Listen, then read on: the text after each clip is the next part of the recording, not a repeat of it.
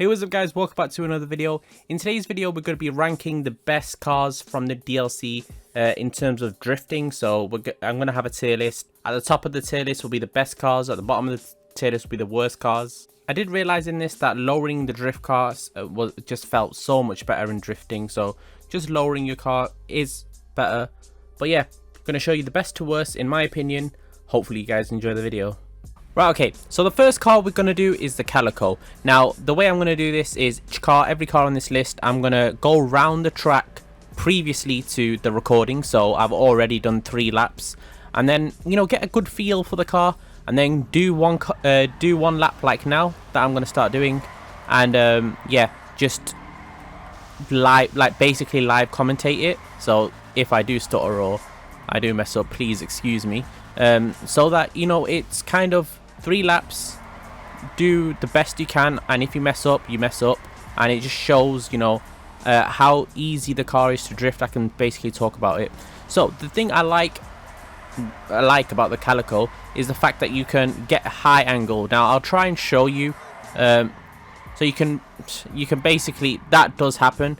See, with the Calico, it's very rare that you spin out because you can go a full 90 degrees. Like, I'll try and show you, but if I try and show you, I'll fail at it. But you guys will see through my drifting. I'll try and do a reverse entry here.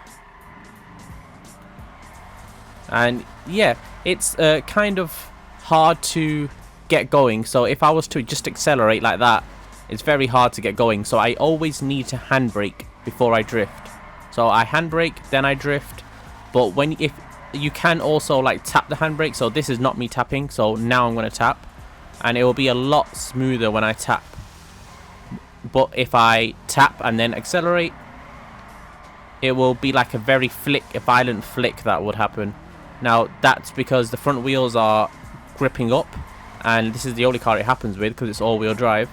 But yeah, again, a very smooth car, a very controlled car if you do tap the handbrake. Okay, here's a tier list. If you don't know what the tier list is, basically S tier is the one that's easiest to drift, the best car to drift basically, and D tier will be the worst car to drift on this list. So the Calico, actually I would put at B tier. The reason I put it at B tier because it's not completely horrendous. You can actually drift this car, you just have to learn, and that's what's great about it as well. It's unique. You don't drift any other car like this. It takes some getting used to, but when you do it, you will be satisfied. Right, now the Urus is next up on the list, and as you can see on the front of my car, I am finding this quite, you know, when you get this right, I'm pretty sure you can if you just practice a long time with this car. It is very sensitive though. I feel like the back end moves, you know, very twitchily. It's not just a smooth movement, even though that kind of did look smooth. It's very, you see like there, right there, when you get towards the end of the drift, your car, you will expect your car to kind of twitch out. So maybe let go of the throttle, maybe half throttle. Yeah, so going into the drift we don't have a problem. Coming out of the drift, that's where we spin out. And yeah, this one is obviously not going to be my best one. I thought the Calico would be the one that causes trouble and is the one that's hardest to do, but to be honest, this does seem harder. A very hard car to drift, probably not the best choice. So the Urus I am putting at C tier. I actually, it's not the worst car on this list. If you actually take your time and try to get used to it, it would only be small angles, but it will still be able to drift at the end of it. I'm just not putting it at D tier because there are worse cars. Right, Tailgater S looks amazing. You know, it's really stunning, but let's speak about driving and drifting because yeah, this is what the video's about. And I mean, again, when I say you can double clutch this and drift it, I think you can with all the cars, but this it's just not satisfying when you drive it. It's just, it does the same thing the Urus does, where it spins out when it gets to a certain angle and it spins out violently, but yeah, it's just not, there we go, it just spins out. When it spins out, it's gone, and there's no catching it really. It's better than the other cars that are not low grip tires, so the stock cars you get in GTA. you know, before the DLC. But it's just, you know, compared to everything else that's came out, it's not good. Honestly, I think the tailgate arrest has to go in D tier, just because it's the same as the Urus, but come on, this is an Audi, this is a Quattro. It really should not be drifting. It doesn't look right drifting. I don't think it should be drifted, and it's hard to do as well, so really no positives with this car. Right, okay, so I've done 3 previous laps, like I said, with all these cars, and the Warrener HKR. Like, this is so refreshing. This is so nice to drift. It's so amazing. Greenie's up there watching. But yeah, on the first lap of testing this car out, I had the confidence to try and wall tap, which just shows a lot. I'll try and do it here. I'll try and wall tap that pole there. Okay, never mind. I narrowly missed that, but I'm going to try and wall tap. And this just shows how good this car is. But that's the issue as well. Like, we're going half this, we're nearly going half the speed. Not half the speed, probably. We are going a lot slower than all the previous cars. So that is, you know, a part of the reason that this is so good. Yeah, let's try and go for a reverse entry here. And it does slow down quite a lot, to be honest. But yeah, this car is definitely very easy if you want to just, you know, have an easy, satisfying few laps, or even on the street. This is the most, I don't know if the most right now, but you'll be able to tell by my tier list. It's one of the most easiest cars to drift, and definitely beginner friendly. Now, the Warrener HKR has to go at A tier. The reason it's not S tier, and I would put it at S tier, but it's just that it's too slow. Like, the fact that this is lower, slower paced, it's really good at drifting. I know this list is basically the best car to drift, but it's at a slow pace, so you're not going to keep up with your friends if your friends are drifting in other cars. You're going to have to, you know, you're going to be the slow one, you're going to be the one at the back. Yeah, and it's just not really set up for high-speed drifting. Right, okay, next up is the Jester. Now, I've not really had much experience with the Jester except these last couple of laps, and I must say, it probably is the fastest one out of all of them, and surprisingly, it's quite easy to handle. You definitely, you know, can't be an amateur and drift this. It's not one of those cars. You definitely are prone to spinning out, but this is another car which involves a lot more skill with so you still get the satisfaction, but you just need a lot of skill to do so. Again, the same kind of drifting that you need to do with the Banshee, where you double clutch. And as I said before, I tried to wall tap there, but I didn't. As I said before, if you want me to make a video on how to drift with these new cars, then let me know. I already have one on the older cars. The Jester's definitely something that can be, you know, learned, and it'll be one of the fastest cars. I would say this is more of like a formula drift car where you can actually go at high angle at high speeds. A lot of cars can't do that. Oh, okay. As you saw by the Warrener, the Warrener is a very slow moving car, and you're not going to really get any high speed tandems with that. I'm going to put the Jester RR at speed tier. It's just, it's a very good drift car. It's just that you have to try really hard to keep it sideways. It always corrects itself, and it's just not as smooth as most cars on this list. Right, okay, the RT3000. Now, an amazing car, but this car is slippy. This car is like you're driving on ice 24/7. I'm pretty sure throughout the whole test track you can slip unless you get all the way to the straights. There's just no getting away from this car. It is like medium speed compared to everything else, and it's not controllable. You do oh, I'm going the wrong way. You do spin out quite a lot when you get to the end of a drift, so you need to make sure your angle's not, you know, there's not too much of an angle. So yeah, a very nice car to drift, a very smooth car to drift. So when I'm actually coming out of the drift, the car doesn't like snap into place, it just smoothly goes into place like that. It just smoothly goes into place unless you let go of the throttle. Or if you let go, then the car will snap. But if you carry on, you know, putting your throttle fully down, the car just smoothly goes in. And that's, you know, it's a lot different to some of these cars on the list. I have learnt with this car that like you can kind of let go of the throttle. So if I let go of the throttle here, turn, and then go into the throttle. It's a weird car. It uses its body weight a lot, so I'll show you what I mean by using its body weight. So I'm going to let go of the throttle, tap R1, so I'm not touching the throttle there, and then I touch the throttle now.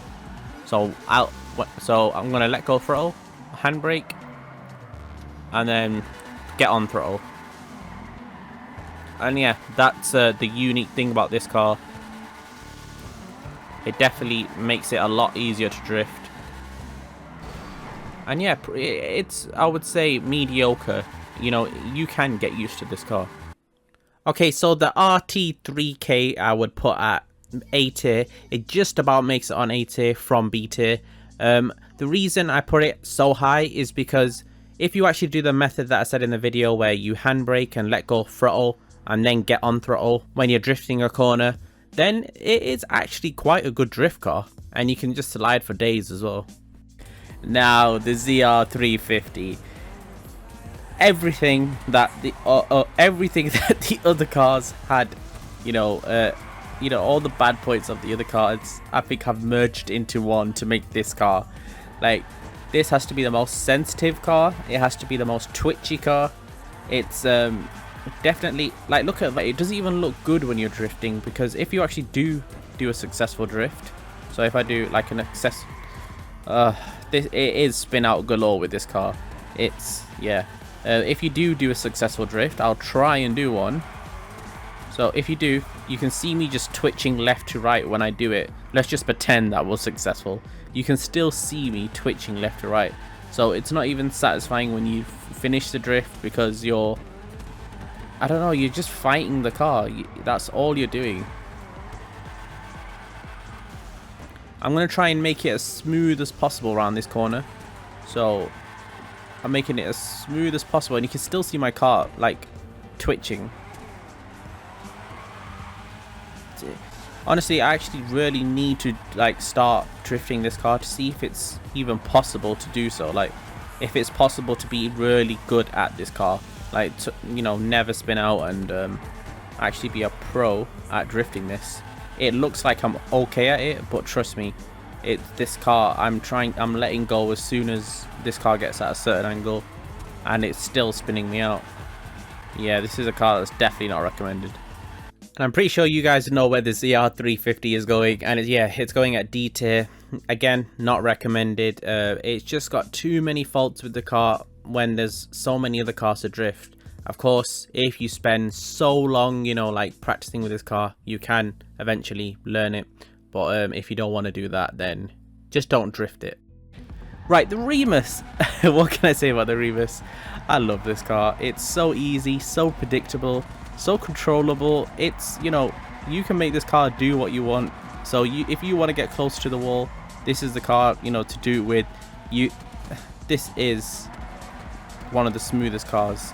And I don't know, oh damn, I wanted to get so close to the wall there. You can obviously spin it out. It's hard to spin it out, but if you're trying to go for little tricks like that to show off in front of the camera, then yeah, you might not make it. Let me just try and do 360 here. And yeah, this car is just so easy to do everything. That didn't even look like a drift. So controllable, you know what it's gonna do. Now, if you don't have this, just save your money and do come top 3 in street races. Now, just, you know, I would say advise you to do it with your friends, so you they can let you win. But at the same time, I would say just go into public ones and try and win, because even when you lose them, you still get RP, so you still get your reputation for your car meet level. You still get all that, so while you're trying to get this car, you'll level up as well.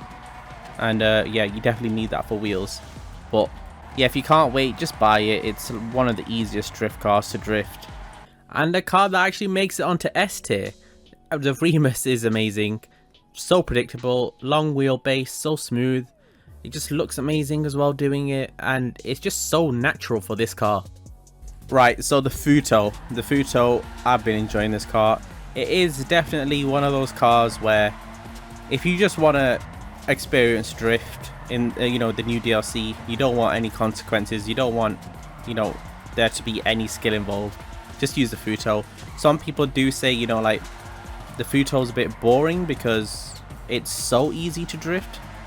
Like you can, oh, I tried to hit the wall there. You know, you can predict everything from the start. Like the first lap you do or the first time you drive this car, it's so predictable. Yeah, there's not really much to say about this car. It just, easy is just the only word to describe this car. It's the easiest car to really do, I think. It's like the Warrener, but you've got a lot more speed. I don't know how I can explain it anymore. It's just super easy, and you should probably buy it. Another car that actually makes it to S tier, it's, I don't know, the video speaks for itself. When you guys drive it, it will speak for itself. I think most people who have already driven it understand what I mean. It's so easy, so smooth, and there's no reason not to try it out. So finally, the Dominator GTT. Now there's a lot to say about this car. It's definitely not the easiest, and it's one car that you need to, I would say, let go of the throttle a lot with. So if you don't let go of the throttle, you will have incidences where you spin out. It's not that twitchy, I would say, compared to a lot of cars on this list.